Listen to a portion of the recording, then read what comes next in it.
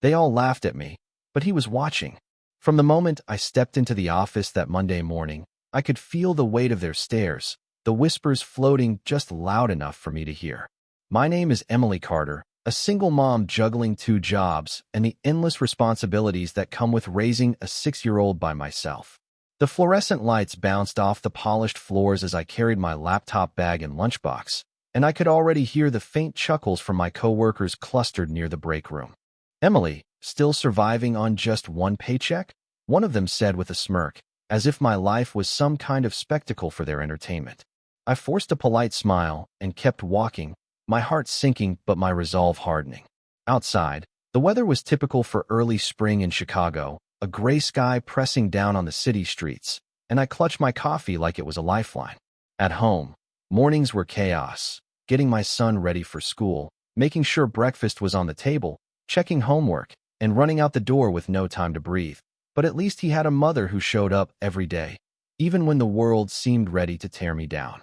As I navigated through the office, balancing calls and emails, I couldn't ignore the quiet judgment in every sideways glance, every hushed laugh.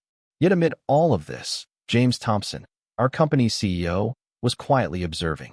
Most people saw him as untouchable, a man in his late 30s with tailored suits and an aura of authority that made everyone tiptoe around him. But there was a side that nobody noticed, the side that watched people not just for mistakes, but for moments of genuine effort and heart. That Monday, he noticed the way I stayed late to make sure the client presentation was flawless, the way I handled the miscommunication without blaming anyone, and the way I never let my exhaustion show when a teammate needed help. It was invisible work, the kind nobody thanked you for, but James saw it. By the time lunch rolled around, the break room was buzzing with more whispers, jokes about my sad little life, as they called it, and I felt the familiar sting of isolation. I could hear someone mimicking the tired way I sipped my coffee, the exaggerated motions meant to humiliate, but I ignored them, focusing instead on the small victories of the morning. The presentation went off without a hitch. My son had eaten breakfast, and I was still standing. James passed by, giving me a brief nod, just enough to make my chest lift a little, reminding me that not everyone judged from ignorance. The tension between ridicule and recognition hung in the air, a constant push and pull that defined my mornings. And though the laughter continued around me, I felt a quiet spark of determination, the kind that refuses to be extinguished by shallow mockery. Every day was a test of endurance, a challenge to prove that being a single mom didn't make me invisible, didn't make me less capable or less worthy of respect. And that Monday, as I returned to my desk, I carried that spark with me, a small, resilient flame that no amount of laughter could snuff out, knowing that somewhere in the corner of the office, someone was noticing, and that was enough to keep me going. By the end of the week, exhaustion had become a permanent shadow beneath my eyes, but slowing down was never an option for me. Every morning started at 5:30 sharp in my tiny 2-bedroom apartment on the north side of Chicago, where the sound of my alarm blended with the soft hum of traffic outside the frosted windows. I would tiptoe into my son Noah's room, brushing his blonde hair gently from his forehead before waking him for school, and no matter how tired I felt, seeing his sleepy smile always reminded me why I kept fighting through every difficult day. After packing his lunch, checking his backpack, and rushing through the crowded streets to make it downtown before 8, I would step into the towering glass building where people saw me as little more than the struggling single mom from accounting. Nobody there knew how carefully I budgeted every dollar, or how many nights I stayed awake worrying about rent, groceries, and whether Noah would grow up feeling like he missed out because his father had walked away years ago. To them, I was just Emily Carter, the woman with worn-out shoes and store-brand coffee who always looked one unexpected expense away from falling apart. That Friday afternoon, the office buzzed with excitement over preparations for an upcoming corporate gala that James Thompson was hosting for investors and high-profile clients. Everyone wanted an invitation because attendance meant status, connections, and the chance to be noticed by the company's leadership. I sat quietly at my desk processing reports while nearby conversations drifted toward me. "I bet Emily could not even afford a babysitter for an event like that," one woman whispered, followed by soft laughter. Another joked that showing up with a kid stain on her blouse would probably fit my style better than formal wear. I stared at the spreadsheet on my screen, pretending not to hear them, even though every word landed heavily in my chest. Years earlier, comments like that would have shattered me, but motherhood had changed me. Being Noah's mother taught me how to survive humiliation without letting it destroy my spirit. Still, there were moments when loneliness crept in quietly, making me wonder if people would ever see beyond the label of single mom. Around 3 in the afternoon, the elevator doors opened and James stepped onto the floor unexpectedly. Conversations immediately softened as everyone straightened in their chairs. He moved through the office with calm confidence, acknowledging employees with brief nods while reviewing documents on his tablet. When he reached my desk, he paused longer than usual. "Emily, could you come to the conference room for a moment?" he asked. The room instantly fell silent. I could feel curious eyes following me as I stood and smoothed the wrinkles from my navy cardigan before following him down the hallway. Inside the conference room, sunlight spilled across the polished table, and James closed the glass door behind us. My stomach tightened nervously, wondering if I had made a mistake in one of the financial reports. Instead, he placed a folder in front of me and said, "I reviewed the numbers from the Henderson account. You caught an error that would have cost the company nearly $80,000. I blinked in surprise because nobody had even acknowledged the extra hours I spent reviewing those files. "I was just doing my job," I answered quietly. James studied me for a moment before speaking again. Most people would not have noticed it, and even fewer would have stayed late to fix it without expecting recognition. His voice carried a sincerity I had not heard in a very long time. For the first time since joining the company, I felt seen not as a struggling single mother, but as someone capable and valuable. And as I walked back to my desk later that afternoon, I noticed something strange. The laughter around me had grown quieter, while James's words echoed louder in my mind than anything else. The following Monday, the atmosphere inside the office felt different, subtle but noticeable, like the air before a storm rolls across Lake Michigan. People still whispered when I walked by, but now their curiosity mixed with confusion. After James Thompson had personally called me into the conference room the week before, rumors spread quickly through every department. Some people assumed I was being reprimanded while others suddenly treated me with cautious politeness, unsure of where I stood in the company hierarchy. I kept my head down and focused on work because experience had taught me that attention in an office like ours could disappear as quickly as it arrived. Still, something inside me had shifted after that conversation. For the first time in years, I allowed myself to believe that maybe my hard work mattered to someone. That morning, Chicago's cold wind cut sharply through the streets as I hurried Noah into school before racing downtown for an early meeting. He hugged me tightly before running toward the entrance, his oversized backpack bouncing against his small shoulders. "You look happier lately, Mom," he said with a grin that almost made me emotional right there on the sidewalk. I smiled and kissed the top of his head, telling him I was just tired, but deep down I knew it was more than that. For once, I did not feel completely invisible. At the office, preparations for the corporate gala had become even more intense. Employees were scrambling to finalize reports, seating arrangements, and presentations for the event that would bring together investors from across the country. Around noon, my supervisor hurried over to my desk looking flustered. "Emily, the catering company sent the wrong budget estimates and the numbers are completely off," she said, dropping a stack of papers beside me. "James needs corrected projections before 5 o'clock. Several coworkers immediately avoided eye contact, clearly relieved that the stressful assignment had landed on someone else. I quietly nodded and began sorting through the paperwork, even though I already knew it meant skipping lunch and probably staying late again. Hours passed as the office slowly emptied for the evening. Outside the giant windows, the city lights flickered against the darkening sky while I sat alone reviewing invoices line by line. Around 7:30, I rubbed my tired eyes and reached for my cold coffee when I noticed movement near the doorway. James stood there with his jacket draped over one arm, loosening his tie as though he had been working nonstop all day too. "You are still here," he said, sounding more concerned than surprised. I gave a small laugh. The budget report was a mess, but I think I fixed it. He stepped closer to review the spreadsheet on my screen, his expression serious as he scanned the corrected numbers. After a long pause, he looked at me differently than before, almost like he was trying to understand how someone carrying so much responsibility at home could still give this much effort at work. Most people would have left this for tomorrow, he said quietly. I shrugged and stared at the monitor. Tomorrow does not stop bills from coming. The honesty slipped out before I could stop myself, and for a second embarrassment washed over me. But James did not laugh or look uncomfortable. Instead, he pulled out the chair across from me and sat down.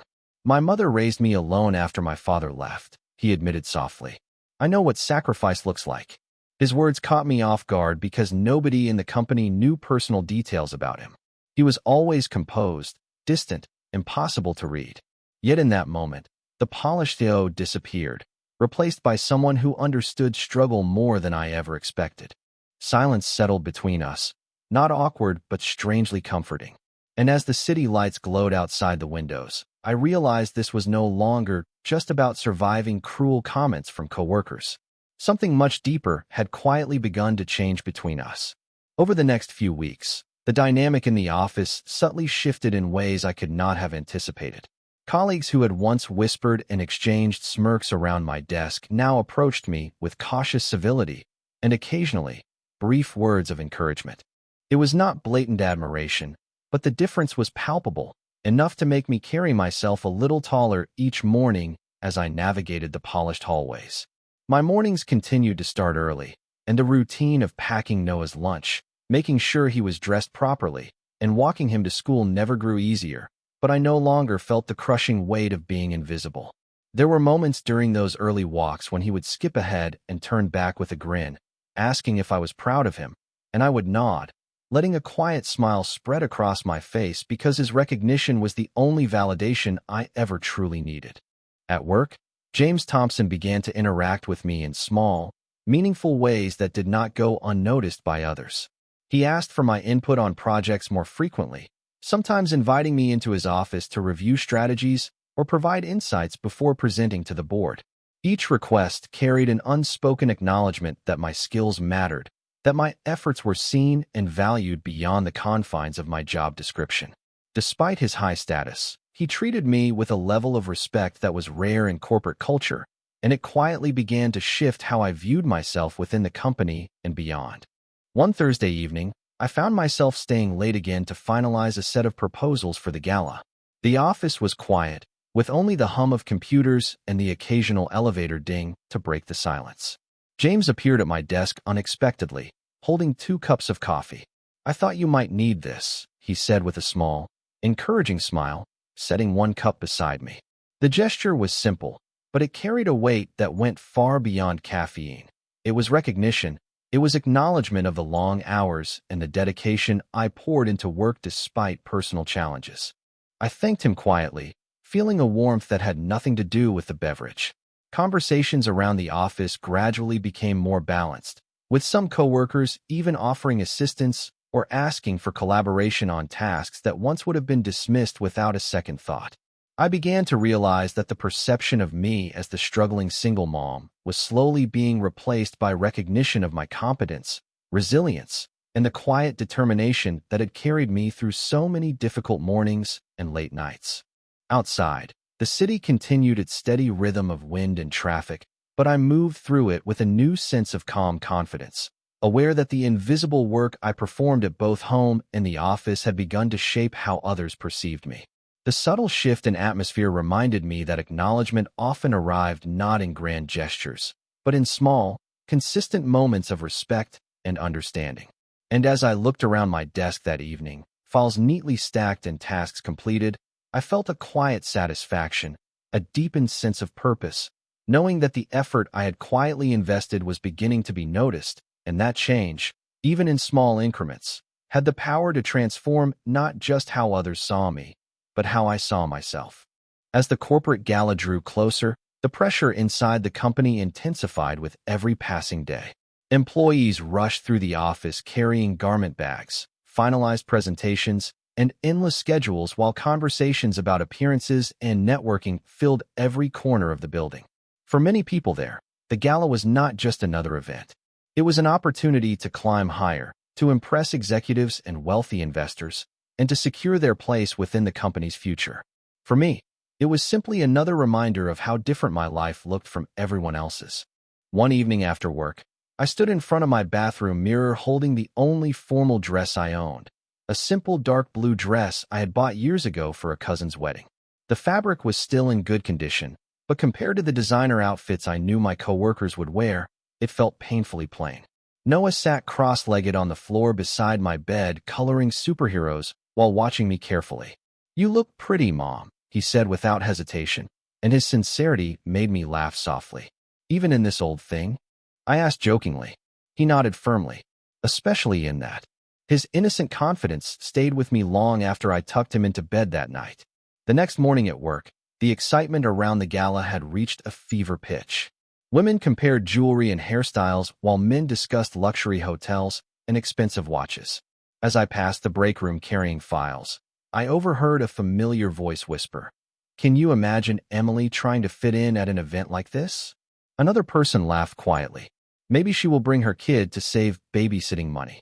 The words stung more than I wanted to admit, not because I was ashamed of being Noah's mother, but because no matter how hard I worked, some people still reduced my entire identity to my struggles.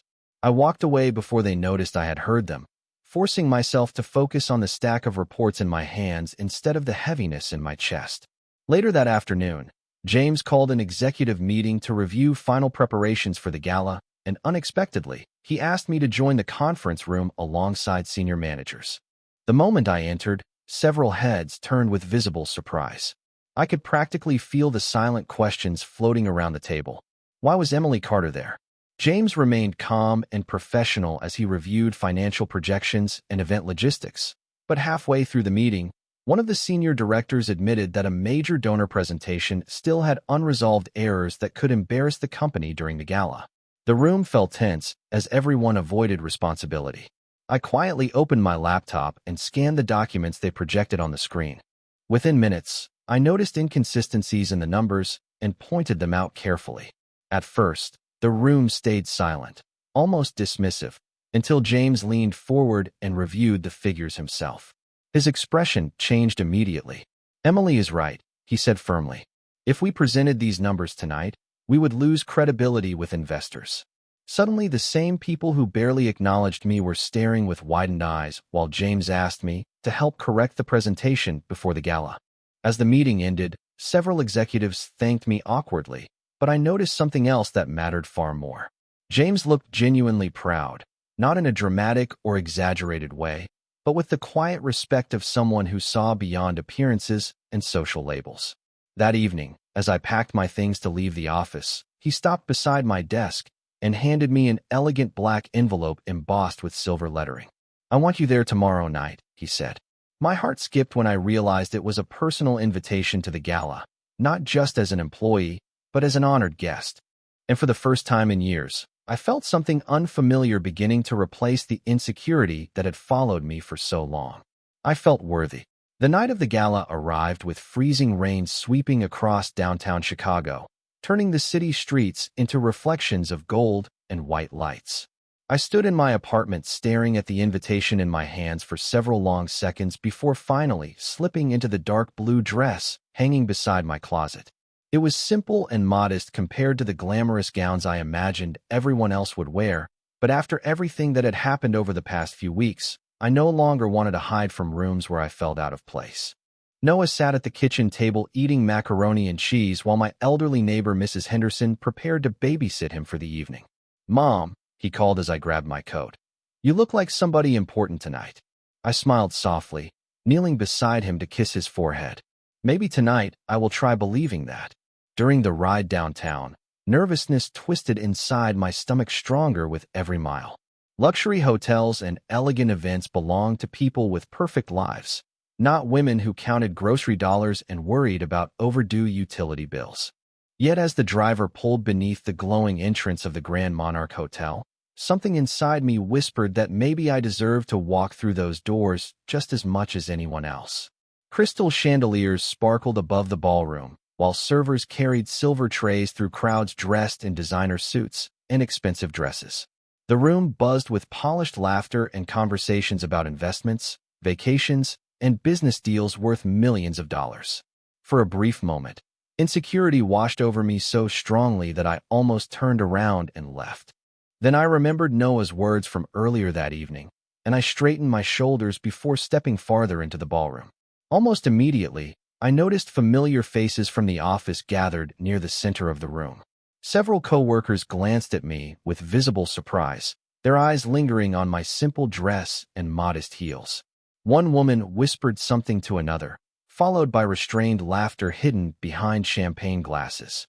I pretended not to notice and headed toward a quieter corner near the windows overlooking the city skyline. The rain streaked softly against the glass while music floated through the ballroom, elegant and distant. I told myself I could survive a few hours of discomfort before returning home to Noah and my normal life. Then suddenly, the room shifted. Conversations quieted slightly as James Thompson entered the ballroom wearing a perfectly tailored black tuxedo that somehow made him appear even more composed and commanding than usual. Investors and executives immediately surrounded him, eager for his attention, but after greeting several guests, his eyes moved across the room until they landed on me. To my surprise, he excused himself from the crowd and walked directly toward where I stood alone near the windows. I could feel nearby co-workers watching with stunned expressions as he approached. "You came," he said warmly, his voice carrying genuine relief instead of casual politeness. "I almost did not," I admitted honestly. He glanced around the ballroom before looking back at me. "I am glad you did." For the next several minutes, he stayed beside me despite countless people trying to pull him into conversations. We talked about Noah, about growing up in Chicago, and about the strange loneliness that sometimes came with constantly trying to prove yourself to the world. Around us, whispers quietly spread through the ballroom as employees and executives noticed the company's CEO giving his full attention to the single mother most people once mocked behind closed doors. Yet James seemed completely unaware of the attention or simply unconcerned by it. Then, just as I finally began relaxing, the event coordinator approached the stage microphone and announced that James would soon be making a special speech to honor individuals who had contributed to the company's success over the past year. Applause filled the ballroom while guests turned toward the stage, unaware that within the next few minutes, my entire life was about to change in a way I never could have imagined. The ballroom gradually quieted as James stepped onto the stage beneath the warm glow of crystal chandeliers. Conversations faded into silence while hundreds of eyes turned toward him with admiration and expectation. Standing near the back of the room beside the tall windows, I wrapped my hands nervously around a glass of sparkling water, hoping to blend into the crowd despite the uneasy feeling building inside my chest. James adjusted the microphone slightly before offering the audience a calm smile. "Tonight is about celebrating success," he began, his deep voice carrying effortlessly across the ballroom. "But success is rarely built by one person alone." Polite applause followed while executives nodded approvingly. He continued speaking about teamwork, sacrifice, and resilience, praising departments and senior staff members who had contributed to the company's growth over the past year. I listened quietly, expecting the speech to follow the predictable pattern of corporate appreciation that filled events like this. Then his tone changed. "There is one person in this room," he said slowly, "who reminded me what real strength actually looks like." The ballroom grew noticeably still. I glanced around, assuming he was about to honor one of the senior executives standing proudly near the stage. Instead, James looked directly toward the back of the room, toward me. My stomach tightened instantly as his eyes locked onto mine. "Most people only notice titles, expensive suits, and polished appearances," he continued. "But sometimes the strongest person in a company is the one quietly carrying responsibilities nobody else sees." I felt heat rush to my face while nearby guests turned in confusion, trying to understand who he meant. "A few months ago," James said, "this company nearly lost one of its most important investor accounts because of financial inconsistencies hidden deep inside a report. While others rushed home, one employee stayed late night after night to correct those mistakes without asking for recognition." Murmurs spread softly through the ballroom. That same employee consistently solved problems others overlooked, worked harder than anyone realized, and somehow still managed to raise a child alone while carrying more pressure than most people here could imagine. At that moment, several co-workers near the center tables slowly turned toward me with widened eyes. The same people who once laughed at me in break rooms and elevators now stared in stunned silence. My heart pounded so loudly I could barely hear the soft music still drifting through the ballroom speakers. James stepped away from the podium slightly, his voice growing more personal. "Emily Carter," he said clearly, "would you please come join me on stage?" For a second, I could not move. The room blurred around me as every eye followed my reaction. My legs felt weak while I carefully crossed the ballroom floor, aware of whispers trailing behind me with every step. Some guests looked shocked while others appeared genuinely curious, but none of that compared to the expression on James's face as I approached the stage. It was not pity. It was respect, pure and unmistakable. When I finally reached him, he turned toward the audience again. "This woman saved this company from several costly mistakes over the last year," he announced proudly. "But more importantly, she reminded me that character matters more than appearances, and resilience matters more than status." Silence filled the room before thunderous applause suddenly erupted across the ballroom. I stood frozen beneath the lights as people who once dismissed me now rose to their feet clapping. Some coworkers looked embarrassed while others avoided eye contact entirely. Tears burned behind my eyes because for years I had grown used to shrinking myself, apologizing for taking up space, and believing I would always be judged first for being a struggling single mother instead of for my abilities.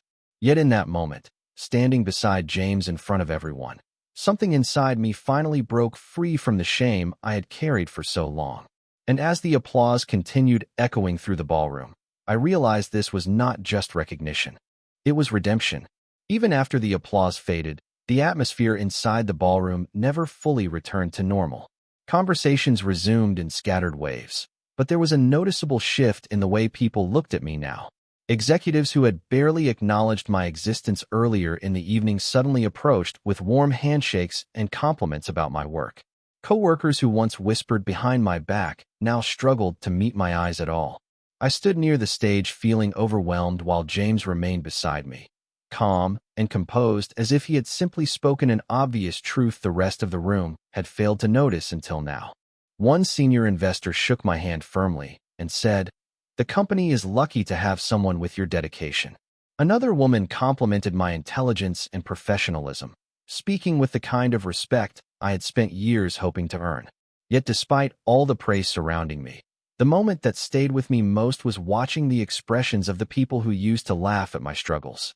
Their confidence had vanished completely, replaced by discomfort and quiet embarrassment. For so long, they had treated my life like a cautionary tale, reducing me to a stereotype without ever understanding the strength it took just to survive each day. Now they were finally seeing the person behind the assumptions. Later in the evening, while guests continued mingling beneath the glowing chandeliers, I slipped away briefly to the balcony overlooking the rainy Chicago skyline. The cold air hit my face gently, calming the emotions swirling inside me. Down below, headlights reflected across wet streets while the city continued moving forward, unaware that my world had just changed forever inside that ballroom. A few moments later, the balcony door opened softly behind me. I turned to find James stepping outside with 2 cups of coffee in his hands. "I figured champagne was probably not your thing tonight," he said with a faint smile as he handed one to me. I laughed quietly, grateful for the familiar simplicity of coffee after such an overwhelming evening. For a while, we stood side by side in comfortable silence watching the rain fall over the city. Then James finally spoke again, his voice softer than before. I meant every word I said up there. I stared down at the steaming cup in my hands, unsure how to respond. "You did not have to do that," I admitted quietly. "Most people would have kept someone like me invisible." James shook his head slowly. "Someone like you," he repeated. "Emily, do you know how rare it is to find a person who stays kind after life disappoints them over and over again?" His words hit deeper than I expected because kindness had not always come naturally after years of judgment and exhaustion. There were nights I cried alone after Noah fell asleep, wondering if I would ever escape the feeling that I was constantly being measured and found lacking. Yet somehow, despite everything, I had continued showing up every day with patience, determination, and hope for a better future. James leaned against the balcony railing, looking out over the city lights. "People admire success when it looks polished," he said. But I admire the people who build strength quietly when nobody is clapping for them. Tears threatened my composure again, but this time they came not from humiliation or loneliness, but from relief. Relief that someone finally understood the invisible battles I had fought for years. Back inside the ballroom, music drifted softly through the open balcony door while guests continued celebrating beneath sparkling lights. Yet out there in the cold Chicago rain, the world suddenly felt quieter and more honest than it ever had before. For the first time in a very long time, I no longer felt ashamed of the path my life had taken. Every sacrifice, every exhausting morning, every cruel whisper I endured had shaped me into someone stronger than I realized. And standing beside James beneath the glowing skyline, I finally understood something that changed me forever. The people who once laughed at me had never truly known my worth in the first place. As the gala began winding down, guests gradually started leaving, exchanging polite goodbyes and handshakes under the soft glow of chandeliers. The music slowed, and the once bustling ballroom became quieter, leaving behind only a few lingering conversations and the faint clinking of glassware. I remained near the stage, still absorbing the reality that the same people who had once whispered about me and dismissed my worth were now the ones nodding in respect, some even approaching me to apologize for their earlier assumptions. James stayed close by, calm and steady, as though this recognition was merely overdue rather than surprising. Eventually, he gestured toward the exit and offered his arm in a subtle but confident way. "Shall we get some fresh air before you head home?" he asked. I hesitated briefly, then allowed myself to be led out onto the balcony once more, where the chill of Chicago night met the warmth of the ballroom inside. The streets glimmered with wet reflections from the rain, and I took a deep breath, savoring the sensation of being seen, respected, and finally understood. James sipped his coffee slowly, his eyes scanning the city skyline before returning to me.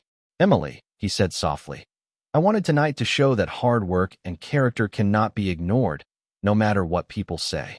I smiled quietly, feeling a mixture of gratitude and disbelief. I never imagined this could happen, I admitted. After everything, I thought being a single mom meant always being judged first and appreciated last. He shook his head gently. "You were always more than what they saw," he said. "Your strength, patience, and determination have quietly changed the way people here view what it means to succeed." Standing there together, I realized that the judgment and laughter I had endured had not diminished me. They had shaped me into someone who could stand tall, even when others doubted me. The wind whipped softly around us, carrying away remnants of the anxiety and self-doubt that had lingered for years. Inside the ballroom, a few remaining guests glanced toward us, and some of the executives who had once doubted me offered small smiles of acknowledgment. It was not a display of pity, but of respect earned through perseverance. For the first time in a long while, I allowed myself to feel proud, not just for the recognition, but for the path I had taken to reach this moment. Every early morning, every long night, every sacrifice made while raising Noah alone had led to a place where my abilities, my character, and my resilience were no longer invisible. James glanced at me again, a subtle smile hinting at understanding that went deeper than words. "You changed more than just these reports," he said quietly. "You reminded everyone here, including me, what it means to persevere." I felt a warmth spread through my chest, a combination of relief and quiet triumph. As we stepped back inside to gather our things before heading home, I realized something important. Being recognized was not about proving others wrong, but about finally seeing myself as capable and worthy, independent of anyone else's opinions. The night had begun with uncertainty, whispers, and doubts, yet it ended with acknowledgment, respect, and the kind of quiet celebration that no one could take away. Walking out of the hotel into the cool Chicago air with James beside me, I felt a sense of peace I had not known in years, knowing that the invisible work, patience, and strength I had invested in my life and my son had truly mattered, and that my journey forward could be approached with confidence, dignity, and pride.